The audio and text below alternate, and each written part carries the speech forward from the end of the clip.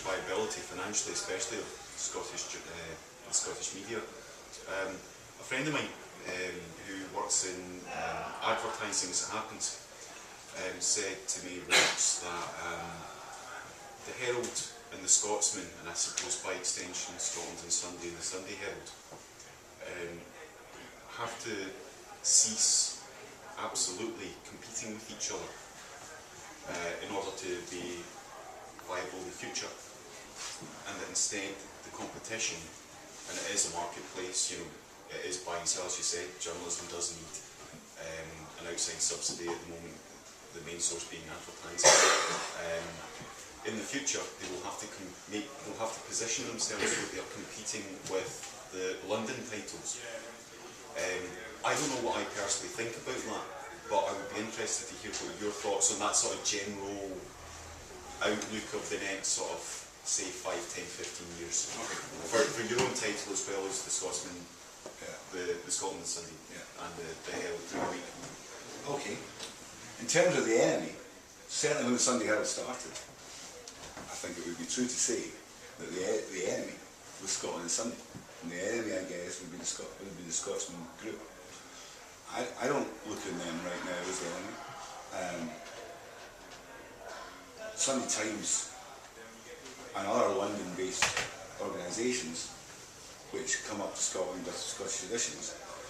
The problem with that is the service that it provides to readers can be decimated, as we've seen in the Sunday Times, whenever the financial situation changes, or the money that they're making from Scotland, or the advances they're making in circulation are threatened. I guess one of the most challenging things to come to terms with and to try and rationalise is how important is the Scottish content to the Scottish audience. The Sunday Times lost a lot of its Scottish staff and reduced by a great extent its Scottish content. Its circulation in the wake of that has been down, but it hasn't crumbled. And it's not like the situation when the Express ceased to print in Scotland, when thousands of people decided that as a protest they would stop buying it. There hasn't been that protest at the actions of the Sunday Times. Because the Sunday Times is an amazing package. It's expensive, but it's good value for money. You got a lot of different publications in there, you got a lot of different magazines. One of the questions you have to ask yourself, I guess, is an interview with Cheryl Cole, written by a Scottish journalist, any more Scottish than the same interview written by an English journalist, or even a Scottish journalist who's based in England? That's quite a complicated sort of conundrum to really come to terms with.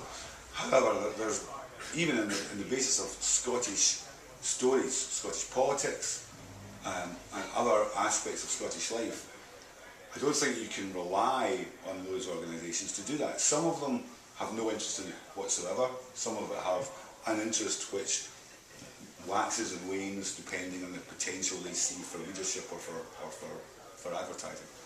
So, yeah, that's difficult for us, and I don't know how that will play out. I don't know how important the Scottish element is to our readers. Right now, in the wake of the election in Scotland, there's a huge upswing and interest in constitutional matters, although people probably wouldn't define it that way. There's an interest in what the SNP will do. There's an interest in, well, are we heading for independence, and what does independence mean? Our election, our post-election issue, got a good circulation uplift. I mean, almost as good as Ryan Diggs. So, you know, that gives me some heart, actually, because I think there's a lot of political engagement in the country just now. And certainly, from a Sunday Herald point of view, that's a good thing, because we are very keen to promote debate on the future of the Union, the future of the country. So, I think it's hard to argue that you can cover that properly from London. I think you need to be here, and you need to be steeped in Scottish culture to be able to interpret what's happening and what will happen over the next few years, because the current row of the Supreme Court will be the first of many rows between Westminster and Holyrood about the different priorities of the different countries. So I think from a point of view of the service to readers, to Scottish readers, I think the Scottish press are vital to that. Then you also have to ask, what is the point of the Scottish press? Because it's not just to do Scottish stories, and there's always a tension and a pressure on Scottish stories and Scottish newspapers be more parochial, and that means we don't cover anything else other than Scottish stuff. My newspaper doesn't believe that. We believe that we should cover all the other stories as well, which makes it more difficult for us, but even at the international level, we've got a foreign editor, which isn't something that you'll find in many other Scottish newspapers, but we have our own foreign editor, David Pratt, who's been to Afghanistan, he's been to Iraq, he's been to Iran, he's just back from the Ivory Coast. So, we believe that it's very important that Scottish newspapers look at the world and don't just look internally. So in a sense, we've got two jobs to do. We've got to accurately reflect changes in Scottish culture and the Scottish political scene. We've also got to tell our readers what's happening in the wider world. Now, there's no doubt that as advertising has gone to the internet, there is a reduction in the resources that's available to our company and to the Scotsman as well, to do those two jobs. But I think what we have to resist is a move to say that Scottish papers should only cover Scottish stories, because that means you're telling readers that if you want to find out what's happening in the Ivory Coast, if you want to find out what's happening to FIFA, if you want to find out about the big stories, even if you want to find out what's happening in Britain's Got Talent, you've got to buy another paper as well. I don't think that's a good proposition to readers to say, well, you can buy us for this, but you've got to buy somebody else for the stories that are, you know, just as interesting to you as our stuff is. So it's kind of a long-winded way to say, I think it's important that the Scottish press continue. There's been a lot of talk about whether the Scotsman and the Herald could combine. There's obviously a geographical aspect to that, because as everybody knows, people in Edinburgh don't want to buy the Herald, people in Glasgow don't want to buy the Scotsman. Could you share some backroom resource? Maybe you could.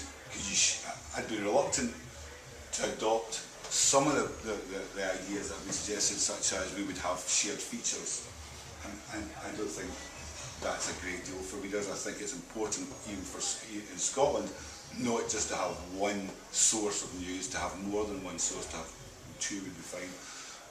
So I don't know how it's going to play out. I don't know whether we will share, I don't know, can we share finance departments, can we share this? I don't really know. And right now, as far as I'm aware, those discussions aren't really taking place. Whether they take place in 5 years, I couldn't say. But in terms of sharing content, I don't think that's a good deal for readers. If I may say, I think that what you were saying was it was more a question of the share of market, and it was a question of explicitly taking on, for example, the Murdoch press in terms of how you position and market yourself, and rather than, I suppose the question of sharing resources between the Herald and the Scotsman is kind of immaterial. It's more a question of selling yourself as not insular, but being like, I hate to use the word against, but against the Guardian, the Independent, the Times, FT. You know, I suppose you have to worry about them so much, but so on and so forth, and just sort of positing yourself there in a very explicit way in terms of how you advertise your own corporate image, and I suppose more that than editorial content, if that makes sense.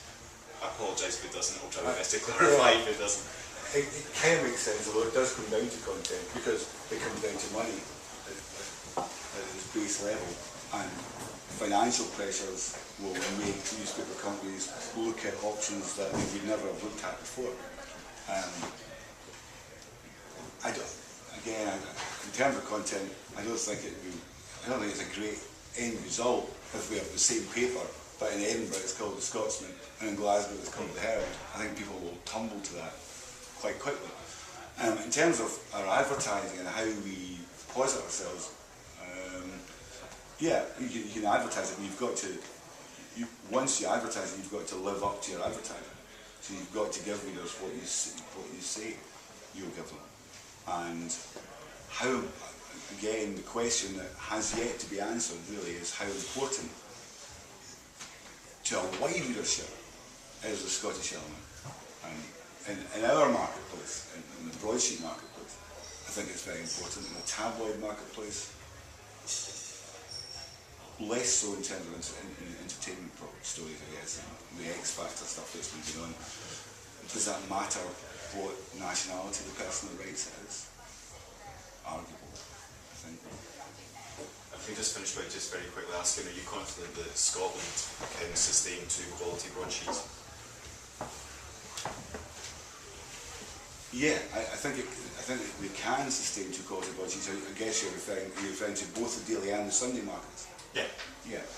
Yeah, I think it can. I think there's a demand for it. I think the readership, although circulations are being challenged, and the Sunday Herald readership has probably been challenged more than most, largely because of changes that we've made to the format rather than our quality of journalism or what we set out to do. But we're still selling and we're still bringing in advertising. Our company is still making a profit. Scotsman might be making, I don't know, I couldn't speak for that. But our company is still making a profit. So, although things are harder than they were, we're not very far from on our uppers. And not only are we making a profit, we're still looking at new products, we're looking at new supplements, we're looking at new things that we can give to our readers, and we're always looking at innovations and trying to introduce things that we've never done before. And certainly I can only talk about our building and for our building, and there is not a heads down, God, things are going to hell in a handcart attitude there. I mean, both in management and in the workforce, we're determined to do as good a job as we can do. We are affected by resources, but we don't want them to limit our ability to do our job insofar as it's possible to do that. And we're not in any way giving up. We're quite confident that we're very confident in the future, and there's lots of things in the pipeline that I think will surprise people when we do. Yeah. Sort of 2 points to my question. After the redesign, you rebranded as a news magazine. Yeah. Was that an attempt to sort of make your newspaper more accessible for 7 days a week, so readers wouldn't necessarily feel they had to read it on a Sunday? And also, you restored the sports pull-out after reader feedback. Yeah. Are you prepared to continually listen to the readers and change accordingly if there's enough demand? Right. The purpose of a news magazine, there's no point pretending that it wasn't provoked by a financial situation. I mean, we've been honest about that. The paper was losing money. You can't lose money forever. Well, some papers can. We can't lose money forever. So we had to take some steps to make it more viable. The paper we currently, the magazine, or the paper, or whatever you want to call it, that we currently produce is cheaper to produce than the old one. And therefore, the financial base for it is a lot more reliable than it was before. So I know circulation is bad, and I always hesitate to downplay circulation because it's really important, and no editor likes to read the circulation figures that I was reading not so long ago. It's not a good experience. However, in terms of the future of the newspaper is probably more secure than it was before, because we are actually in some months we've actually made money, whereas before we were continually losing money, and therefore the potential to get on a more sound financial footing permanently, and as in making money or at least washing our face permanently, is now more likely now than it was before. So we were faced with a position where we had to say, right, okay, we've got to make some cuts. We can make some cuts and we can keep the format we had, and we'd have a less good magazine, a less good arts section, a less good news section, a less good sports section. It's not a very enthralling prospect. It's not something you get out of bed and think, great, today I'm going to make a magazine that's not as good as the one we made a couple of months ago. It's a much better prospect for us to say, let's look at what we do, let's change what we do, let's try and create something which is different, which is exciting, which people haven't really seen before, and that's what we decided to do. And we're still getting our heads around what that means sometimes. I mean, some of the stuff we do, we think, well, how do you promote that? It's a very visual publication. How do you promote that visually? How do you put it on the front page? We don't have traditional splashes, or we don't have text on the front page. So it's impact in the front is very determined by the visual aspect of it. So that's something that we're still developing. Every week there's some new aspect of what we do that makes us think we'll have to do something that we hadn't intended to do, or make up new rules or a new way of dealing with it. As journalists, that's quite exciting. So I have to be honest, I think what we produce now is a more exciting, dynamic publication than the one we produced a year ago. But it's a different publication, and it's a radically different publication. There's no doubt that many readers liked multi-sections. When we did it as a one-section paper, which we were very pleased with that whole idea, and readers emailed us and wrote to us and phoned us, it wasn't a great success, I think it would be fair to say, that among many of them, because they say, we don't actually, the content is great, but we don't care so much about that because I want to share it with somebody else, I want to share it with somebody else in the family, or I want to have a Sunday breakfast and my wife can read this, or I can read the other, and my kids can read the art section. And we can't do that anymore. And we're so pissed off that we can't do that anymore, that we're not going to buy the paper anymore. And I don't know, maybe a quarter of our readers, maybe a third of our readers, were so angry at us that they said they were going to go somewhere else. And I don't know where they've gone actually, because if you look at the circulation figures for other publications, it's not as if we've lost 8,000 readers and they've all gone to the Observer, or they've all gone to the Sunday Times. No paper is really showing great circulation rises. So maybe they were buying 2 papers and they've kept the other one and they've not bought us, I don't know. So certainly that was the reaction to it. So we did listen to that feedback and we thought, well, what can we do that doesn't undermine the concept of the news magazine, doesn't take us back to what we were doing, but kind of goes as far as we can to meeting the requests that they're making to us. So we could put, we thought one section is probably not a bad compromise. What section should that be? Doing our magazine, because the whole thing's a magazine now, so 2 magazines is too confusing. An art section, so the sports section seemed to me it's a terrible sweeping generalisation that men read the paper and men read the sports section and women read a magazine or something. That's a sweeping generalisation, but it's a generalisation which has some basis in fact. So that allowed us to put a sports section in to try and alleviate that. Reaction to that has been good from readers who've said thank you for listening, thanks for doing that, but still some people haven't come back to us. But we've had a big circulation lift post-election, because I think our election coverage was frankly better than anybody else's. We've had another big circulation lift with the gig stuff. A lot of those readers that would come to us for the gigs story wouldn't be Sunday Herald readers. They were coming because it was in the news, it was in the BBC, it was everywhere, so let's go and see what the fuss is about. You wouldn't expect to keep all of them, and we didn't keep all of them. Well, last week we lost about 1,500 of them, we probably gained about 5,000. We lost 1,500. I was pretty pleased with that.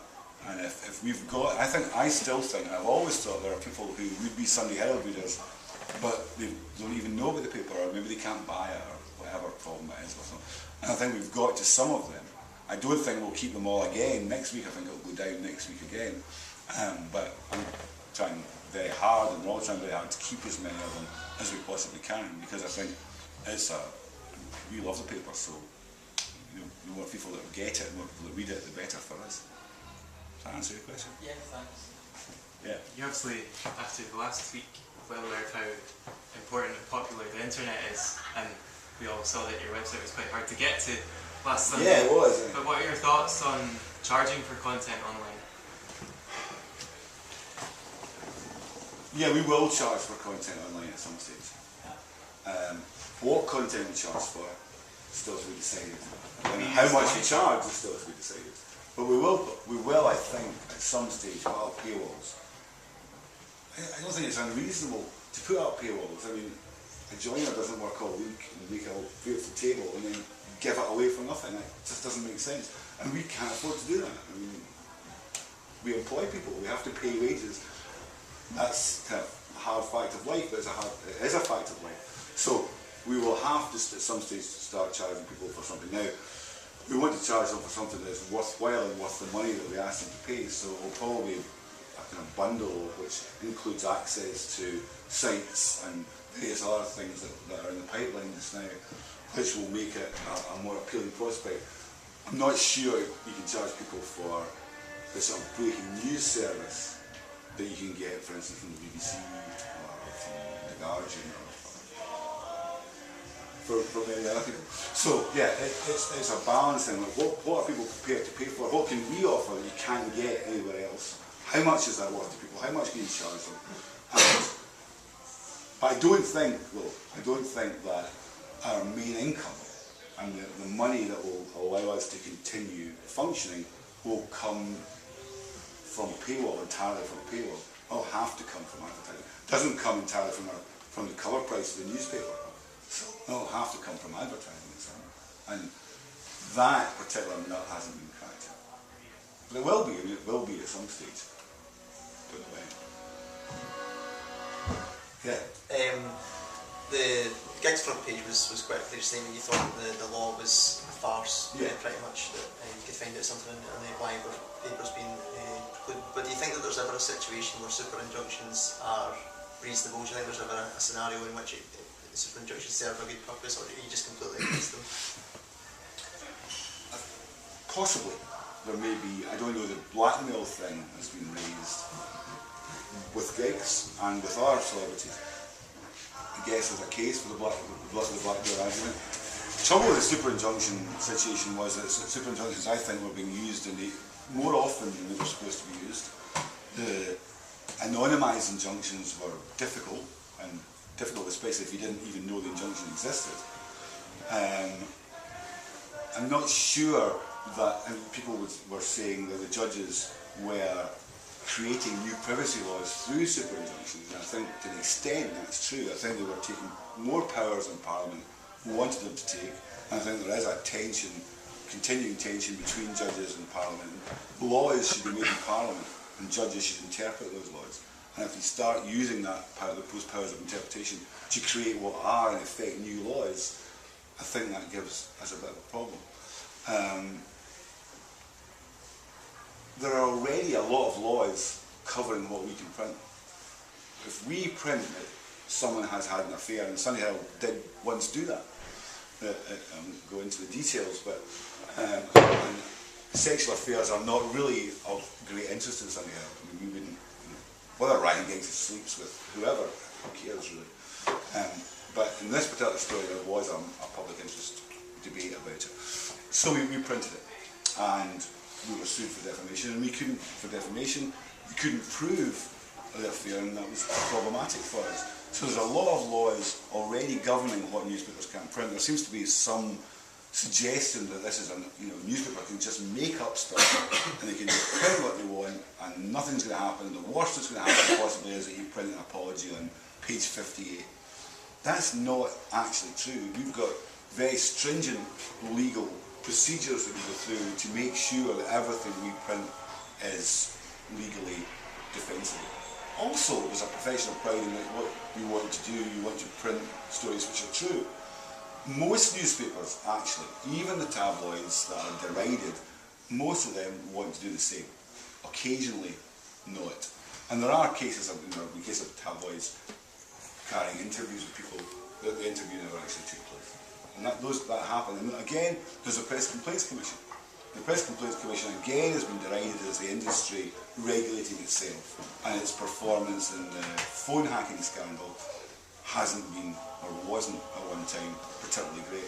So that calls into question the powers or the responsibility or reliability of the Press Complaints Commission. So nothing's perfect, but there are already procedures in place which, as I said, not perfect, are pretty stringent. I think to add the layer of super injunctions as often as it's been added is not the way to go. Yeah. Slightly to online journalism, I read a blog today that said that because of the online journalism is at the mercy of Google searches, that somehow everything's optimised for Google searches, and therefore is less worthy, that they're driven by the agenda that they need to get as many people making hits, page impressions, whatever have you. And the association that this blog made is that printed media, old flooded as a result. Is that something that you would agree with? I think there's a distinction, even online, there's a distinction to be made between sites which exist to give breaking news and therefore to get big audiences, to get big figures and to sell advertising in the back of it.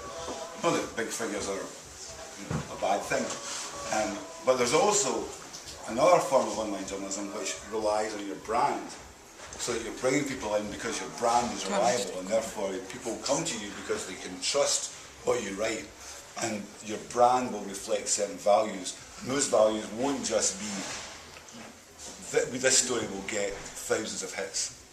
In our experience, we did a very small story once a couple of years back about International Pirate Day. Page 25 down the bottom of the page. That story was the most, that had the most hits for months, simply because there are some people that go into the internet and search for the word pirates. And they see that and great. That story had nothing to do with our values whatsoever. It was a bit of fun, a bit of entertainment for people. We found it funny, readers found it funny, but it hardly defines what the Sunday Herald is. So if we were going to, as an online brand, just chase hits, then we would cover a pirate story every week. We don't do that because that's not what we're looking for. You've also got to ask yourself, what value to the company are these figures? If we have, in fact, in the Sunday Herald, in the run-up to the war against Iraq, the Sunday Herald was very cynical about the reasons given for that war and very opposed to the war. We had a huge readership in America.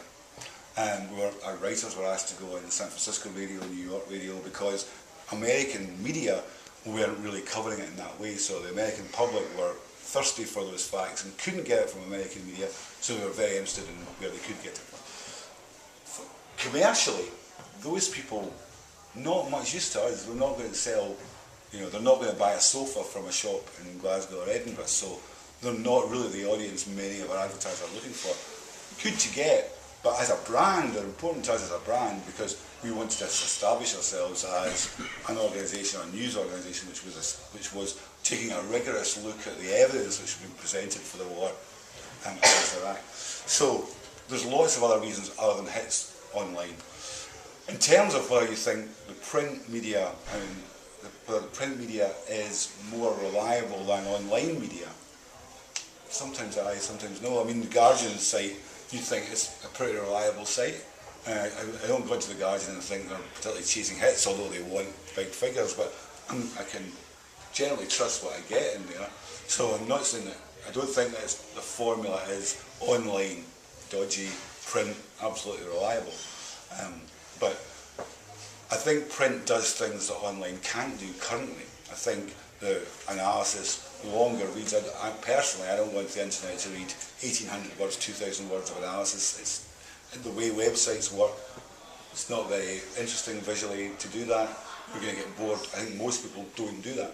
I think apps are a whole new world, and I think apps offer unlimited opportunities for our type of journalism in the way that you can present it. But that's some years down the line before that comes to meet its potential. Does that answer your question? That's a question. See with the fall in circulations in the last number of years, would you say, and with cutbacks and with people losing their jobs, that there's been a loss in investigative journalism in this country? Is that true? Is it true the Sunday Herald point of view? It's not true for the Sunday Herald. Because we have investigations editor Paul Hutchin, who has done fantastic work. He's won loads of awards for it, and he has been fearless in tracking down and exposing various wrongdoings. So we let him do that. He doesn't need, we don't say, in fact, even with the new format, that's even better for us, because we don't need Paul every week to file 5 news page leads, which we used to maybe rely on to do.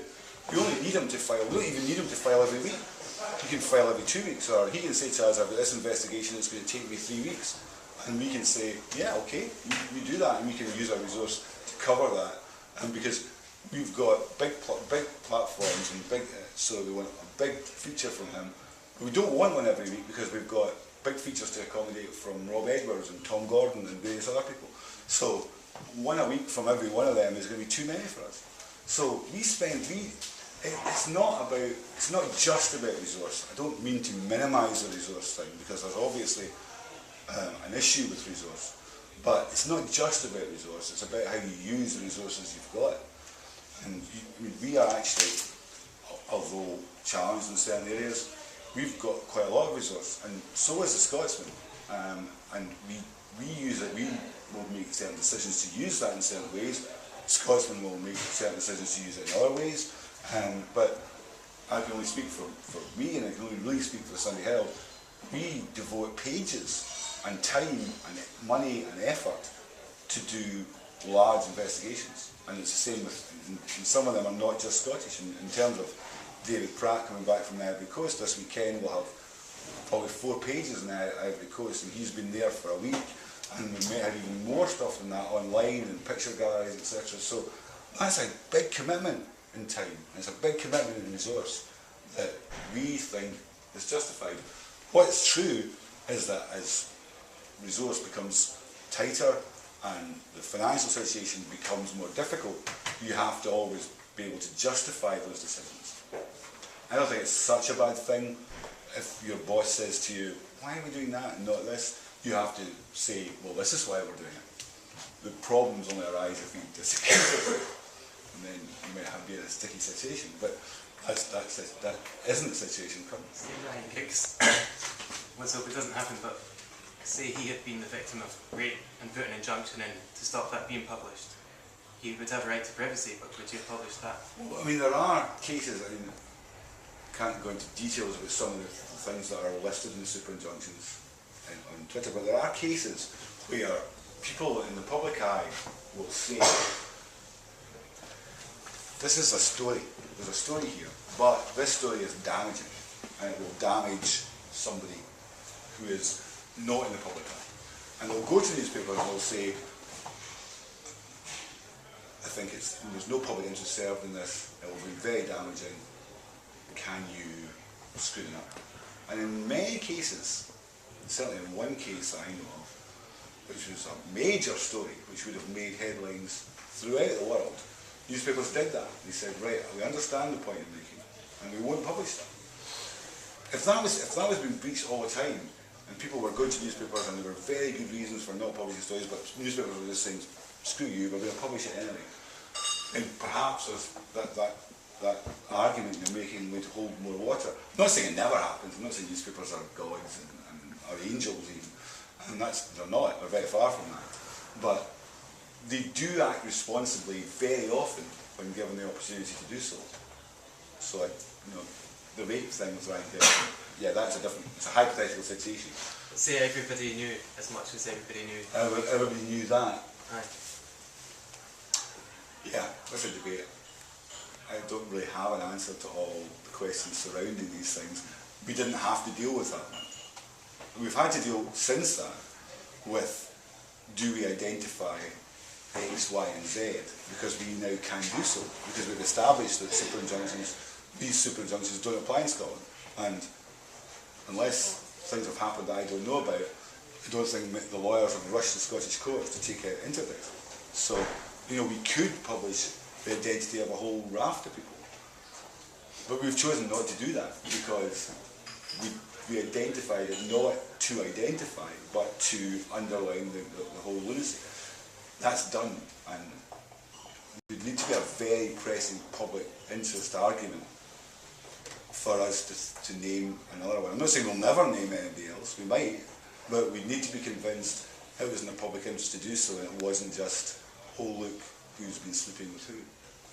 There's a case on at the moment in Scotland where a police officer is not allowed to be named. He's been charged with attempting to pervert the course of justice in a murder case, quite well-known, way back in 1995. The guy's won the appeal in 2006. Their name was Johnson and Allison. I like to tell people that if they want to go and find out the name of the policeman, they can go and find out the name of the policeman. I found it amazing that this court put an injunction to stop the press from even naming him. And it was actually the Guardian and the BBC in Scotland who challenged it And the courts turned around and says, oh, we didn't actually mean it couldn't be named till after the court case. It can't be named until the court case begins. Yeah. I've never heard of this before at all in such a case of attempt to pervert the course of justice. This isn't rape, this isn't something where somebody's identity should be kept secret. This is just a corrupt policeman. Yeah. And I say he's a corrupt policeman because he was sacked from his job, not for the case involved, but he was, two investigations was put into this police officer who came from the Fife Constabulary. He was promoted on to Her Majesty's Inspector of Constabulary while two investigations were run. And while he was up in Aberdeen in 2001, he told the superior officers, and this is a detective superintendent at the time, told the superior officers that he was mugged by two young men. Two young men were subsequently arrested in Aberdeen and held in remand for 5 to 6 weeks until a lady of the night came forward with his warrant card because he lost his warrant card. That's why eventually he was suspended on a year's pay and eventually jumped ship before he lost his pension, so he was kept a full pension. And the BBC did run a programme about this character, that just last year the courts put an embargo that this man cannot be named. Yeah. Why is no one challenging this? Can't answer that. I'm not aware of many details surrounding that, but you know, newspapers will decide. The paper has followed the case of Johnson and Allison. Yes, somebody will tell you the name of the officer. Okay. I'm just giving you the one the wing so No, this I get that. well, I get that. Okay. Yeah. Yeah, we'll talk a little bit about the internet, and I guess following on from that, I'm quite interested in your views on multimedia content online. Not so long ago, I used to listen a lot to Tom and Brian's podcasts, and I've watched the Herald videos from the fashion show and all that sort of stuff online. And it could just be me, but it certainly appears that there's been a little bit less of that recently. And I just wondered if that's been a kind of organisational decision, change in strategy. Is it that there's not enough resources? Is it not important? Does it not bring in the revenue? I just wondered if you could chat about that. I think there's been a new look at what the website should do, what its strengths are and what its weaknesses are, what will make it sustainable and what is not really central to what we do. There's been a change in who decides and I guess who's responsible for the website as well. The website that currently exists is undergoing some changes and you'll see a lot more stuff coming on there. Some video things are as important to us as they were and some are not. I think there's a difference of opinion about some aspects of that, but what's certainly true is that if you do something and it doesn't get a big audience, it doesn't get big hits, it doesn't get a big audience figures, it's only sensible to say, should we continue doing that, or should we be doing something else that will be more successful in terms of the audience? And that's part of a process that we're going through just now. But there's a whole bunch of new stuff that we're doing that you'll see be introduced over the coming weeks and months that hopefully will be more exciting than the stuff we did before.